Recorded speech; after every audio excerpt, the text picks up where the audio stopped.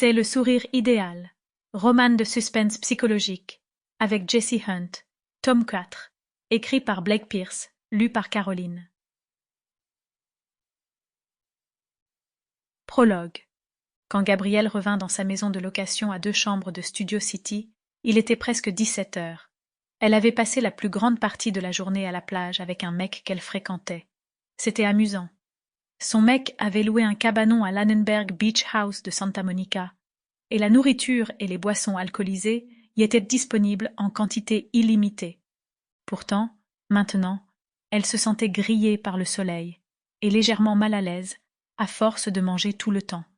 Elle savait qu'elle ne pourrait pas s'offrir trop d'après-midi comme celle-là, si elle voulait que son corps conserve l'apparence qui poussait les autres mecs à la fixer du regard, avec une discrétion très relative, quand elle passait en roulant les fesses. Quand elle ouvrit la porte avant vitrée de la maison, elle admira son reflet. Même si elle se sentait boursouflée, elle avait encore l'air très belle. Grâce à la brise océanique, qui soufflait en permanence, ses longs cheveux noirs semblaient battus par les vents.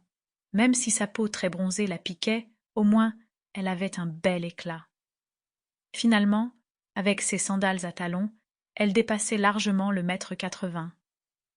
Quand Gabrielle entra dans la maison, elle entendit immédiatement que Claire, son amie et colocataire, était au milieu d'une conversation téléphonique houleuse.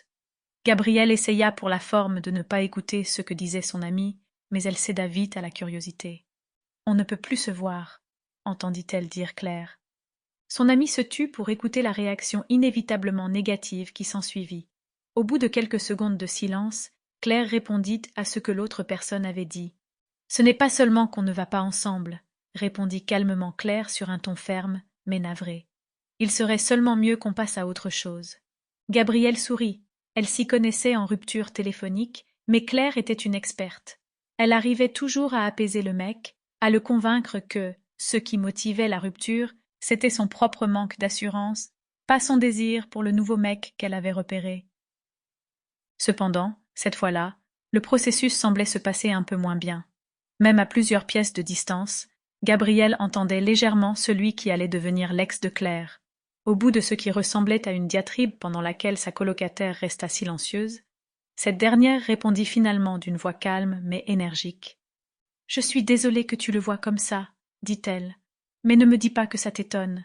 Dès que nous avons été ensemble, tu as su que ça pourrait arriver. J'ai toujours été franche avec toi. C'est ma décision. Plus tu l'accepteras vite, plus ça sera facile pour toi. Au revoir. » Quand Gabrielle fut certaine que Sample complete. Ready to continue?